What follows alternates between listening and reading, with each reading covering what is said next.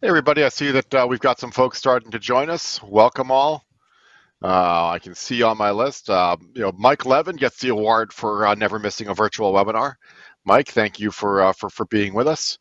I'm afraid, by the way, that folks can hear me and my co-presenter Marco Roger, but we can't hear you just yet. But thank you for being here, Mike. I see also in the Mike category we've got Michael Bryant on from NASBA.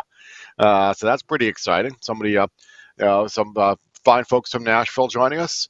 The attendee list is starting to fill in. I'm just at the top of the hour right now, so we'll give everyone another few minutes to continue to join. So, but thank you folks for being on time. We appreciate it. We'll start in just a minute or two. Some new names on here, which is great to see. Jessica Esquith, Greg, glad that you could make it. Thanks so much. Happy to have you here.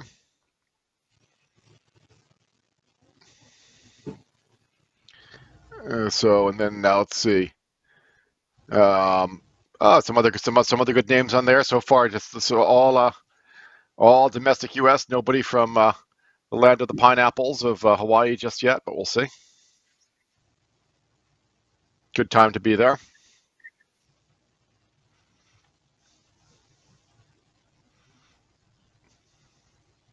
Anthony, welcome. Thanks for being here.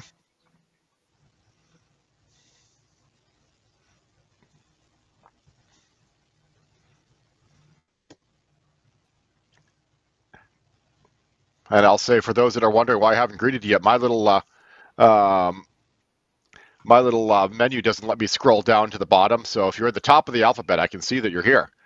But that's a hint for our production folks. That, hey, there we go. Now I can see who's here for. Either this webinar had a strange market appeal only for the people whose first names start with letters earlier than L, or we haven't scrolled down. I thought perhaps this is like my kids these days who are in cohort one is A through L in Melrose High School. I'm sure all of us have.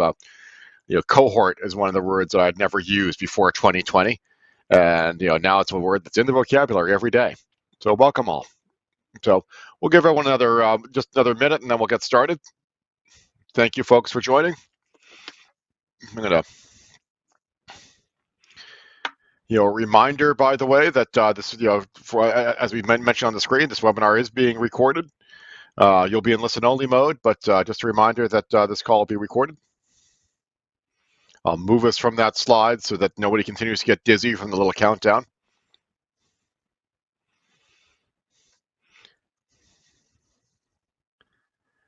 I see Gary Federico has joined us. Gary, thanks for being here. Great to have you. Great to have some folks from LES with us today. We appreciate it. So as we get to 3 minutes after the hour, why don't we get started? Welcome, everybody. My name is Andy Freed. I'm the CEO of Virtual Incorporated. I'm joined today by my colleague, Margot Roger. Margot, thanks for being here. Hey, everyone. Thanks for being here. So Margot is our Vice President of Events at Virtual, and somebody who is over the course of the last year has done an extraordinary job helping so many of our clients as they've pivoted from having face-to-face events to having events that are remote. With this next slide, which tells you what our speakers are, this tells you what we looked like before the pandemic. So this is the before photo. This is before I put on my full COVID-19 over the course of over the course of the last over the last 9 months of quarantine here in my lovely attic. Back when I used to be, for those that are looking at my photo closely, what you see behind me, that's called outside. That's something that we all used to go to regularly. Margot, I will note, in that photo is in something called an office, which is also a place that we used to go to from time to time. But the two of us will be chatting through things today. I will say, by the way, for those of you who joined this call expecting fireworks, bells, whistles, and incredible special effects because of the title of our program, um, you know, while this is all about how to make your online events not stink, which was our polite PG-13 way to put it, This event we're classifying not as an online event. We're calling this a conversation. We really do want to keep this conversational between Margot and myself, and as the program goes on between all of you. So we're trying to keep this to something which is, going to be more conversational as we move forward. And when we start thinking about what's happened in online events over the past several months since the pandemic began, you know, it's really been a changing environment. The bar has changed, the bar has risen. Back when I was a kid, this on the screen is what occupied me for just weeks and weeks at a time. There's some people out there who probably remember this. This is football on the Atari 2600. That's the whole field. I will tell you, I raked leaves and did anything I could do in my parents' yard, for months to be able to make the money to pay for Atari football. And then John Ryan and I would play. You guys all know John, right? Great kid, lived on Overlook Road. But John Ryan and I would play just for hours. We would play this football game, and it just kept us occupied. Well, now when I watch my son play, and I'll confess I play a bit myself. This is the state of the art of football on the Xbox these days. Had the 12-year-old Andy ever been able to see this when I was playing this, I will tell you my head would have exploded. And I never would have thought what was possible. But just as the bar has changed on video games and the bar has changed, that's what's happened on online meetings. Where on one hand, when the pandemic started, people were happy with something simple on Zoom. People were happy with things that just were just getting the job done. Now it's important to have something that's just a little bit better. The bar has gone up. So what we want to talk about today is how that bar has gone up and how you can meet that bar and the things that we've learned from doing several hundred of these over the course of the last 9 months that can help organizations do these and do these better.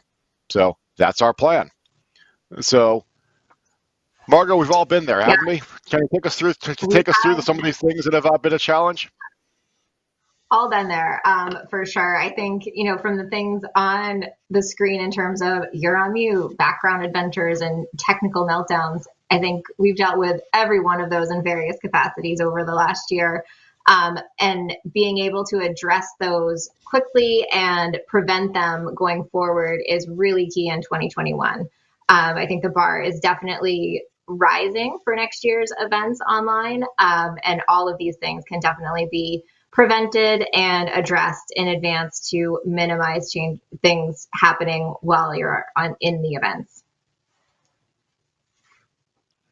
And just a reminder, as Andy mentioned, the outside and the office, thinking back to when we were in a venue, these are definitely not unique issues to remote events. AV issues happen on site, food and beverage disasters happen on site. And, we've actually, I think one of our last events in person, there was a flood.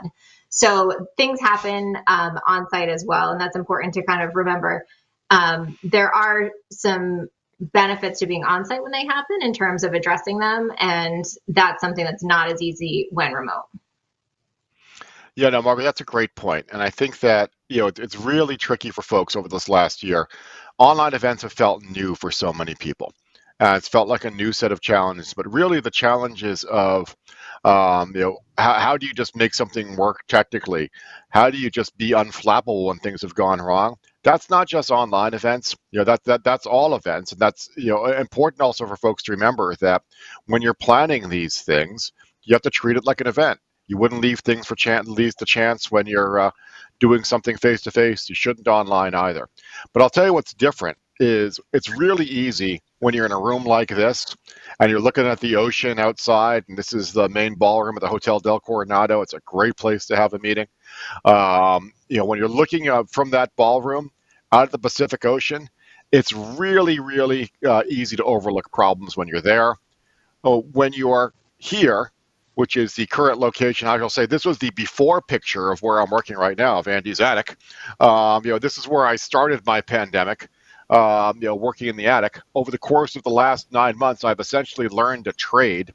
In addition to learning about online meetings, I've learned how to, put up beadboard, as you can see right there. I've learned how to insulate. I've done some wiring and improved the attic. But it's a lot harder to overlook problems when you're in that environment.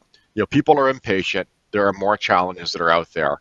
And it's a lot harder to kind of both overlook problems, but also to coordinate with the team to be able to fix it, as Margot mentioned. So, Margot, let's talk about things that that might be better. I mean, if only there's a way that we can have events that are entertaining, engaging, and high quality, but using technology in a small screen. Mark, have you been able to think about any way that that's ever been done in the history of humankind? I can. I can think about 100 ways that we've done that over the last year, and each one is as different as in-person events on their own as well. But these three Yeah, components, I think, are all key qualities in successful online events.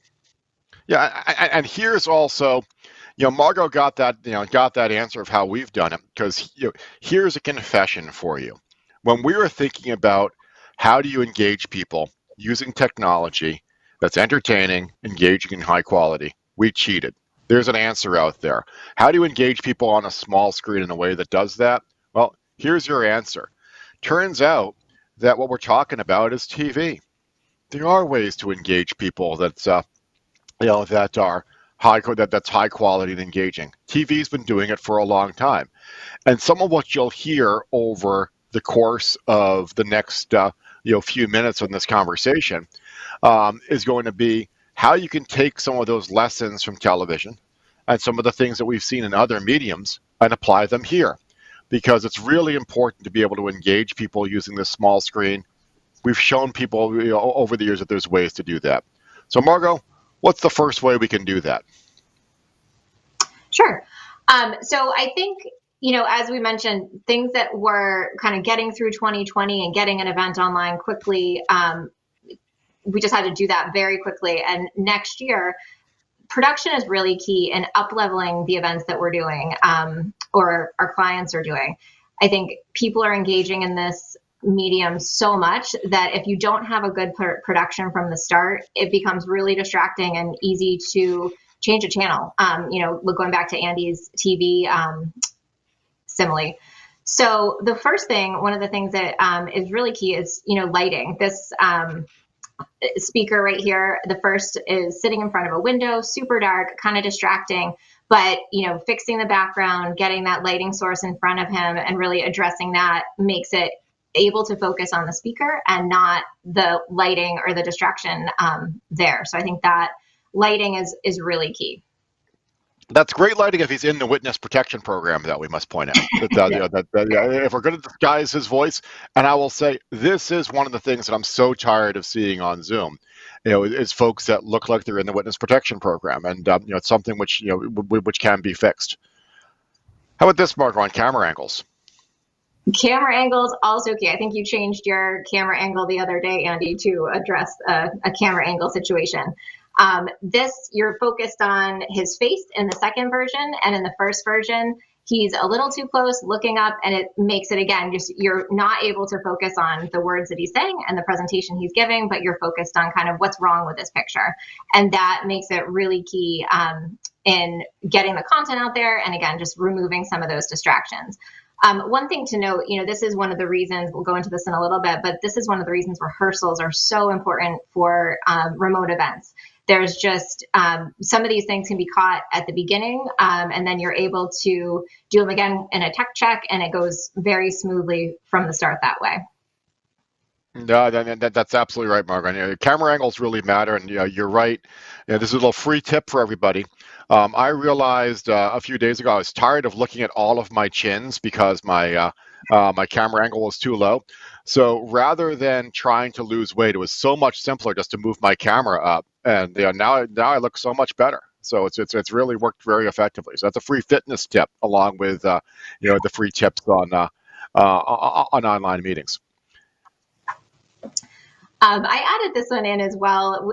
This is, again, goes to both the lighting, the background, the full production quality. For some of our larger scale productions and even some smaller scale productions, we tend to use, we'll send out production kits with a ring light or things to help with that camera angle and help our speakers look their best. You'll note the bookcase behind them, or in the background of this particular thing. Again, the background is really important. I'm going to confess the plant behind me, that's a new addition to my background. Usually I have a virtual background up there, but in this case, I knew I wasn't using that today and wanted to be able to have a little bit of visual interest. So added some books, a plant, and the nightstand from our bedrooms that I will replace later today. So all of those things are really key, and just kind of, again, focus. You want to focus on the speaker and remove those background distractions that just don't help get the word out. And as you look at this, as you look at this slide as well, there's things on there like the ring light, like the stand for the camera. All of those things were really hard to come by early in the pandemic. Early in March, you couldn't find a webcam, you couldn't find a ring light, you couldn't find those things. These are all now readily available, and they're small upgrades. Having a better light makes a huge difference. A ring light makes a huge difference for your lighting. Things like that are so important as you move forward. I'll also note that when Margot says that she didn't use her virtual background today, that's also because virtual backgrounds, while they're effective in some circumstances, they also tend to pixelate. They're not usually the best way from a visual standpoint.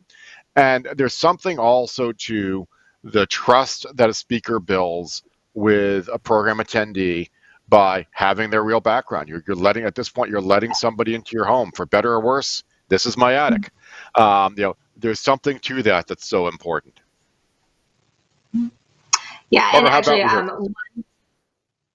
yes, for rehearsals, I mentioned before that that's something that we start a lot earlier in some cases for remote remote productions. On site, you have a speaker, they come 15 minutes before and they hop up on stage for a quick rehearsal in many cases. But for remote productions, we find ourselves doing more rehearsals, more communicating with speakers, and just getting the presenters comfortable with the technology that they're using. I think we make sure that they have all the information that they have needed to access the webinar and know how to get to the green room and know what's going to happen when they go live, so that they feel comfortable and they can focus on the presentation rather than the technology behind it.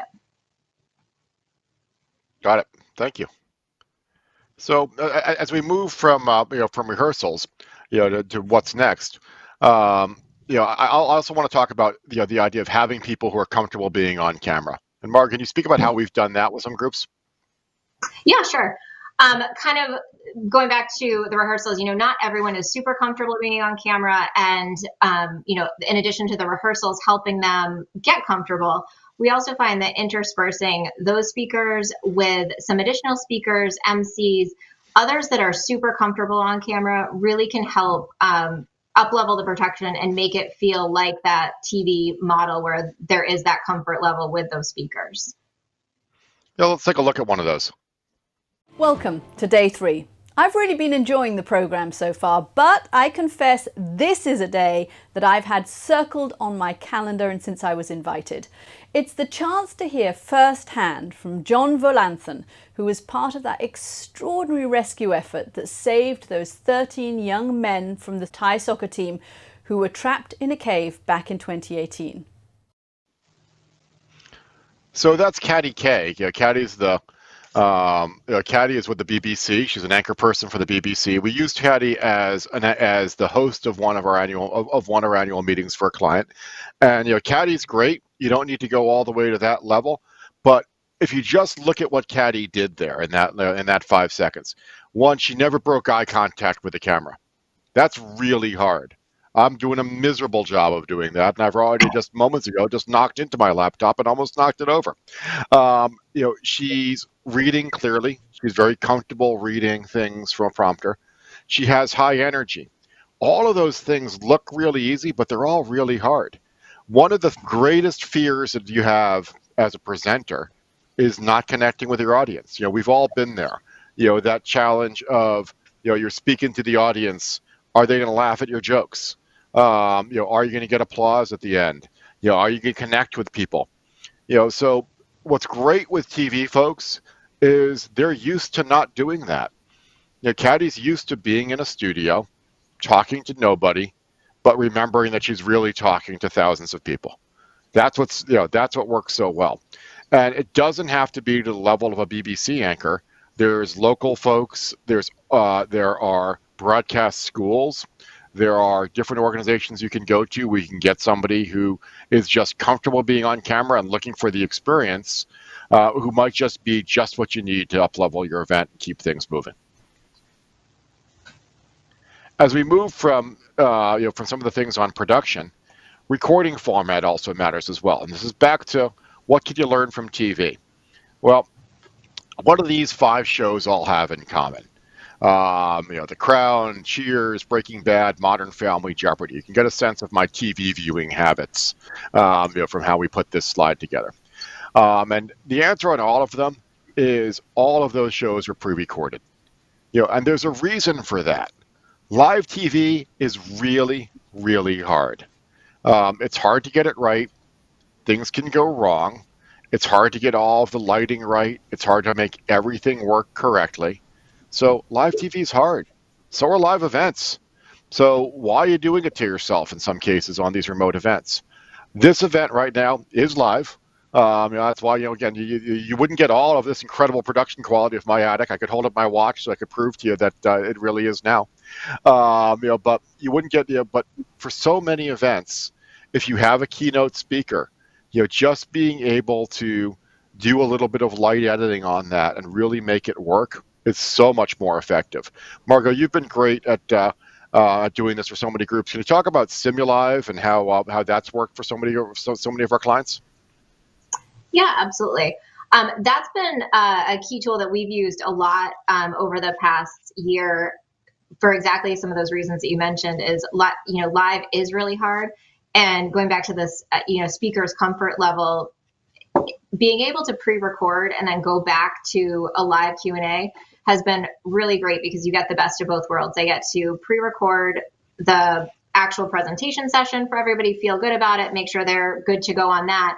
And then we will splice that in with them back live for a Q&A in multiple ways. We've done that with them actually on video live Q&A. We will have them available for a chat.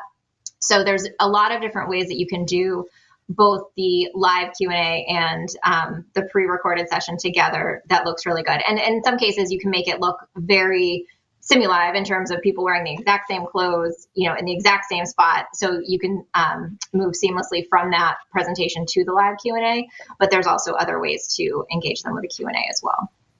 I haven't changed my clothes or my outfit in 9 months, so that works out well for me. So, Margot, when you mentioned question and answers, that starts getting into engagement. What are the ways you've seen organizations engage people in this medium? Yeah, this is a great place to spend a little bit of time. And I do notice a question about engagement in the Q&A. So just a reminder, if anybody does have questions that they want to submit in the Q&A, feel free, and we'll get to those, and I'll kind of address this one in a minute. But the engagement has been one of our biggest challenges for remote events. It's, we find that people are much more likely to engage in person, and that's been, consistently one of the early feedback of it's just not the same as in person, which we get.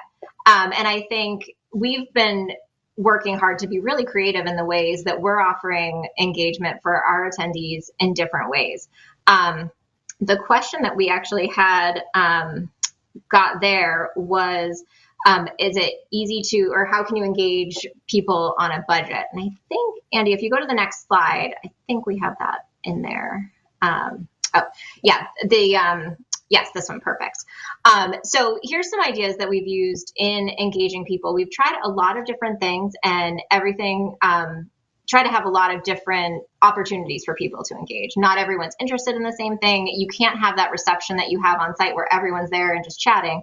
So how do you really facilitate those conversations or experiences for your attendees that do get them interacting, talking to each other, often in smaller groups? So for the question about how do you engage people on a budget, one of the ones I wanted to point out on this particular slide was the conversation catalysts. We've had really good luck with some smaller facilitated conversations, taking a look at who is the best to moderate those conversations that can keep the conversation going, is often a subject matter expert. And sometimes those are our members. Sometimes they're, perfectly happy and comfortable stepping in that role, and they do great in that.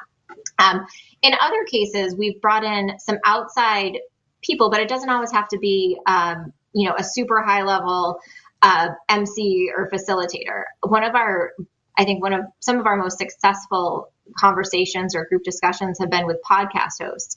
They are fabulous at keeping conversation going. They do that for a living.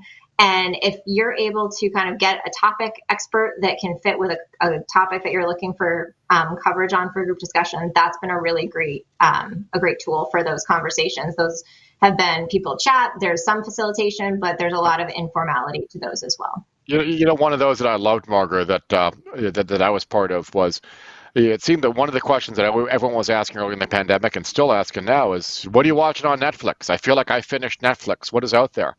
So I know we had we had a few of these where we had folks who were, as you mentioned, there were podcast movie critics and folks that just were happy to do it just to get traffic for their podcast, just talking about, hey, what have you been watching? And if you liked this, you'd also like this. If you liked watching, like watching The Crown, you might want to check this out. That was a great discussion, kept people really engaged, and was something that again really didn't cost anything to make that happen. So I think there's a lot of opportunities with that. For sure. So, and some of the other items on here that we've listed, one of the things we often will recommend to our clients is the benefit of a shared experience. A couple of these options we have, I think it was a magician that was at one of our events. We have a mixology class up there, a yoga class. So we've tried to mix up some of those networking sessions with, again, that shared experience of an entertainer who can kind of talk people through something and then gives them something to talk about after with each other. And then for something like the classes, those are really good opportunities either for taking place live or to have on demand after. I was at a couple of events where I was actually a participant at an event and they did a cookie demonstrating class, and I'm going back to watch that later. So being able to have those is kind of added value that, again, also gives your members something to talk about and attendees during and then after an event. That's a great point. That's something which we all have taken for granted in face-to-face meetings, is the meeting itself is a shared experience that everyone can talk about. But creating that online just is something which is so important and also breaks the ice and keeps conversation going for people. So another piece that's so important is length and timing. If you think about TED Talks, TED Talks, and so many of us have seen TED Talks over the years, TED Talks can only be 6, 12, or 18 minutes. That's it. And 18 minutes is a lot of time, for a TED Talk to be able to tell you a story. And some very complicated things have, been told over the course of 18 minutes. And similarly, back to the lessons of TV, TV shows are usually either 22 or 48 minutes of content. That's pretty tight. And yet I still see organizations that are looking to do, well, we've got, endless content. So we're going to make sure we're going to have our Zoom call go from 6 a.m. until midnight. And nobody can take that. There's a reason that these shows are short. It's how long people can engage on a small screen. It's why TV shows are typically shorter than movies. So a few things just to keep in mind. One, shorter is better for online events, and keeping something tight is really important. It's also important when you're doing this, think about time zones. For us, the sweet spot for so many events is between 11 and 2 Eastern time. That lets you engage the West Coast. It also lets you engage, it's still a reasonable hour, it lets you engage Europe as well. But with nobody traveling, it's one thing if everyone's traveling to the event, now you're on the same time zone. Now you've got people from all over, you've got to keep it shorter. That also means that if you have a ton of content, break it up. Don't think about having something that is going to be running the course of a full day. Think about how you can break it up, how you can give people breaks every few hours, and just make everything a little bit more manageable. Yeah, Andy, to that point, there was a question about how do we fit content for a whole annual meeting into one, or how do you move all the content from an annual meeting online? And just if we go back to that question for a minute, I think this is a good time to do that. We don't have to do all that content that was in an annual meeting over the course of several days. I think, as you mentioned, that time zone is so important. People can't sit in front of their computer the same way that they sit at an annual meeting or kind of go through those annual meeting events. What we've done a lot for that is obviously shorten the content. We've combined live and pre-recorded content. And I think one of our other strategies for that is kind of dropping some of that pre-recorded content at a specific time. So it gives people, again, something to look forward to. Like, it's still kind of an agenda item for them, but then they're able to go back to that and look at that at a later date. So I think that combined, live sessions that get people online there while things are happening together is when you want to get some of that content and some networking sessions in, then drop some content that they can peruse at their leisure at another time. You said something so important there, which is, if you're thinking about how do you replicate your annual meeting online, you're already behind. You're already doing something wrong. This isn't about replicating what you used to do face-to-face online. This is an entirely new medium. This is a different way to do things. This has disadvantages as well as advantages. You can bring in people from all over the world. You can engage people interactively right on the screen. Since when you have people face to face, you're worrying about keeping their attention and keeping them off their devices. Now they're on their device, so you might as well poll them. You might as well do other things to keep them engaged. There's so much you can do that's to your advantage.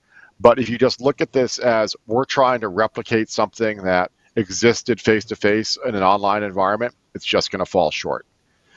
So, Margot, I know that also you're a professional at this, and obviously, so you've got some biases on how you get what you pay for. But can you talk about where you see do-it-yourself working well, and where you see it having its challenges?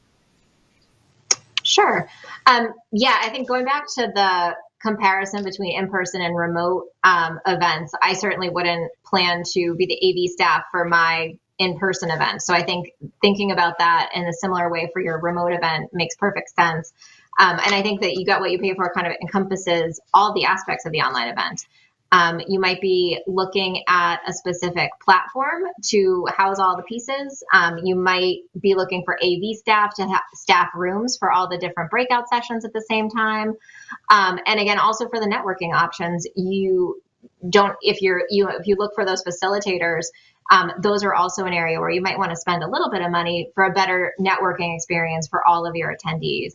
I think what we found is this space right now is very, there's so many events happening, and a lot of the companies in terms of AV have had to ramp up really quickly.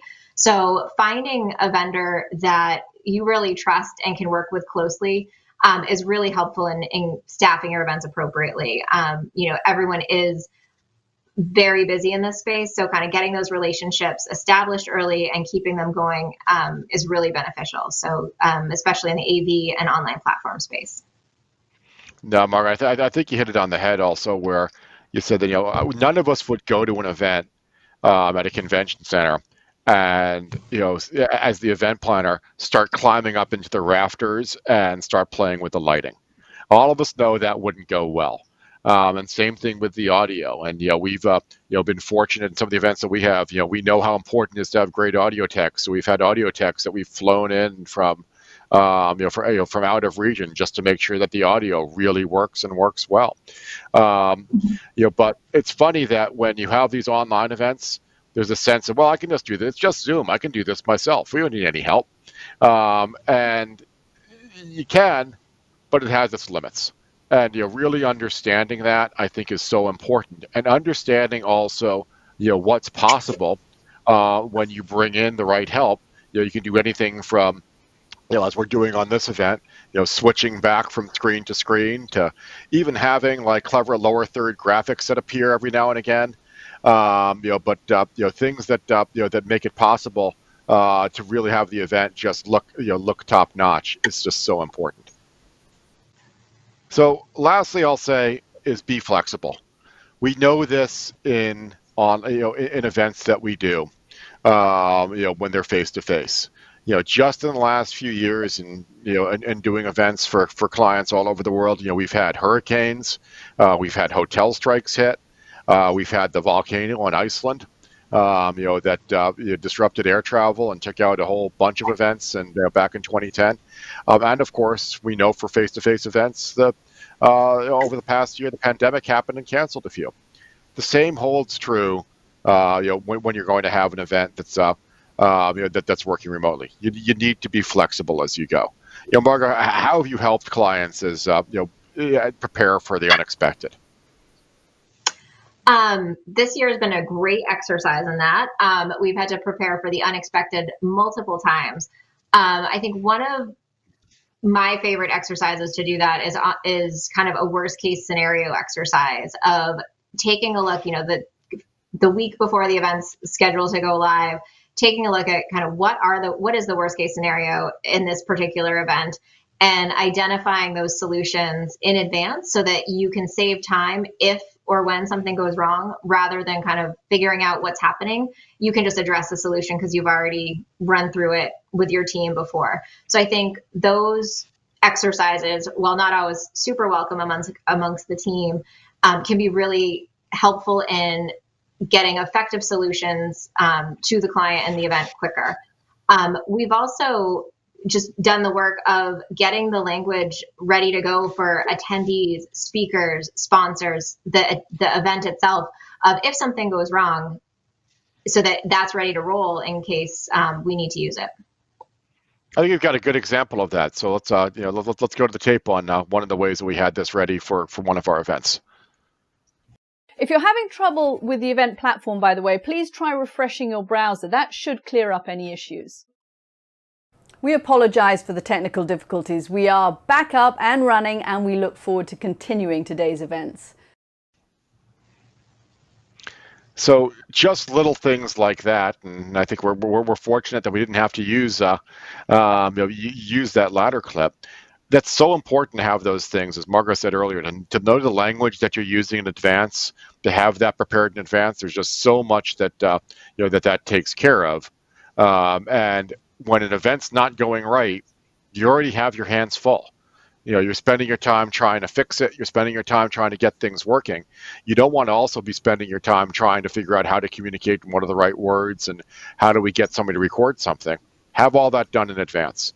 And that's something which has been so effective for us as we've moved through this. And, fortunately, we haven't had to use it much, which has, been to our benefit. So as we walk through those and as we, take a look at things, I'd like to, make sure we have a chance as we get toward the end of our time together to address any questions that folks might have. A reminder that there is a Q&A box on the bottom of your screen. I see some folks have found it, so we'll go to a few of those questions in a moment.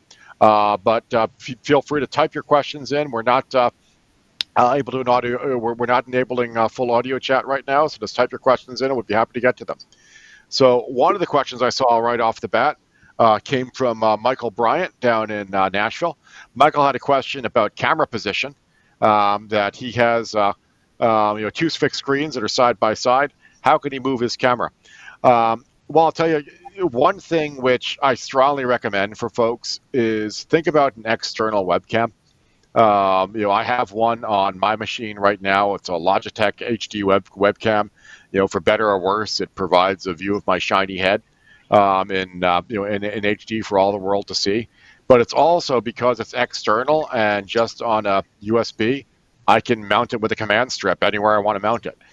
So if I wanted to put a second camera in my in the attic to give people the profile view, I could do that. It also has a tripod port, so you can put it anywhere. But cameras like that, as I mentioned earlier, they're not very expensive. They were really hard to get, and now they're readily available. So strongly recommend that folks take a look at that. So, Margo, in terms of presentation preparation, do you have any kind of instruction sheet that you give to presenters on how to prepare and how to get their camera environment ready and what they should do? What are your tips for that? Yeah, absolutely. We have that ready, and we give that to them multiple times throughout the planning process. I think, again, so much more communication is helpful in the case of remote presentations.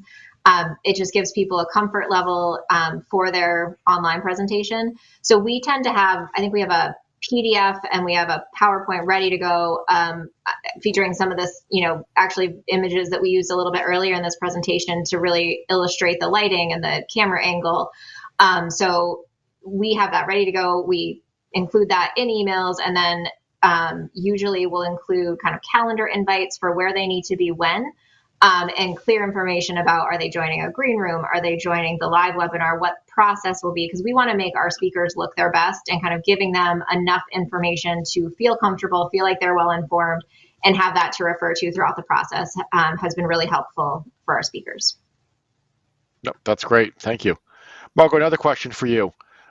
Is recording a presenter on Zoom, is that good enough to rebroadcast on Zoom, or how do you go about kind of the recording and rebroadcasting process? Yeah, it depends. I think in most cases, I don't love the recording on Zoom for rebroadcast on Zoom. I think you lose a little bit in the quality when you rebroadcast it on Zoom.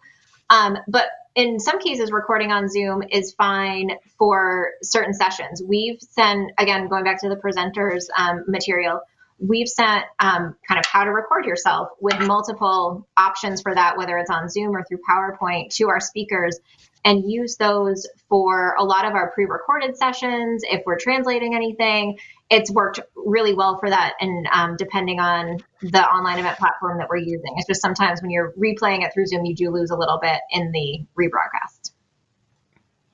How about sound quality, Marco? Is there anything you can do to improve sound quality on these? I think so. I mean, I'm actually not using a headset today. It probably would be a little bit improved with a headset in some cases, but my headset wasn't the best, so I chose not to use that today. The headset, the microphone placement, those are really important as you're preparing for your live session. But going back to the rehearsal and kind of that time for troubleshooting, I think is identifying these issues in advance so that you're not fixing them 5 minutes before you're scheduled to go on is really key. It's funny, when you had that slide up there, if you get what you pay for, it also strikes me that that's true for headsets, for cameras, for everything else.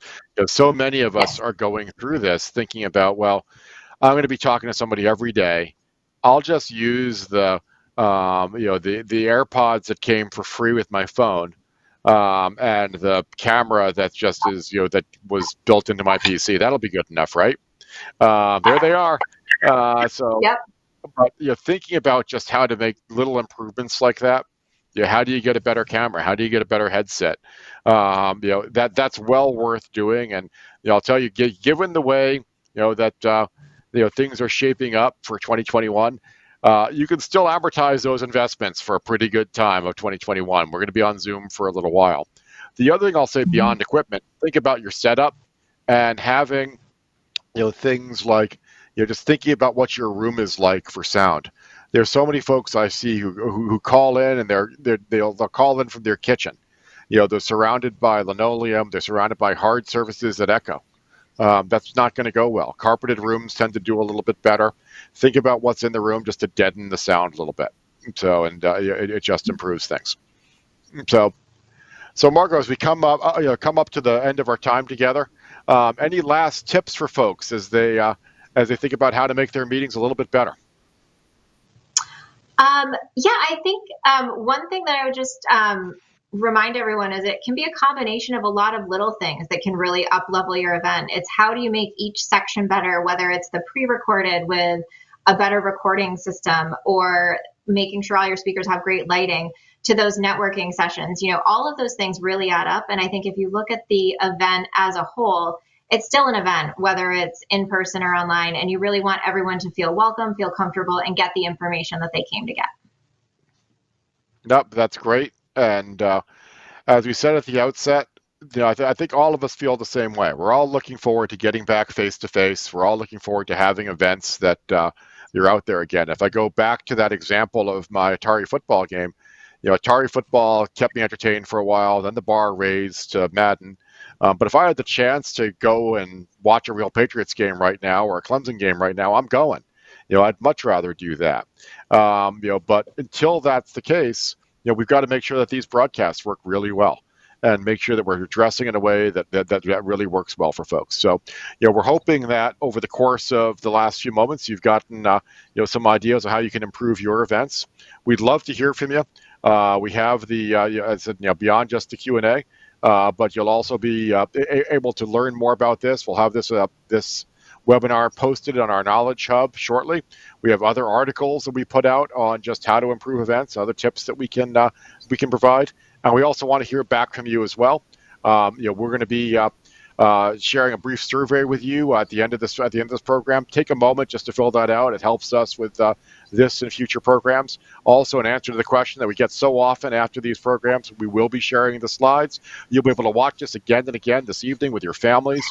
It's a Wonderful Life has become It's a Wonderful webinar. So you'll be able to just enjoy that throughout the holiday season. So any questions you have, I'll tell you, we do this for a living, but we don't charge anything to kibitz. We're always happy to answer questions and see if there's anything we can do just to make things better. So any questions you have, just shoot us a line at info@virtualinc.com, and we'll be happy to get to them. So thanks so much for your time. Happy holidays and stay safe, everybody, and thanks for joining us today. Thank you.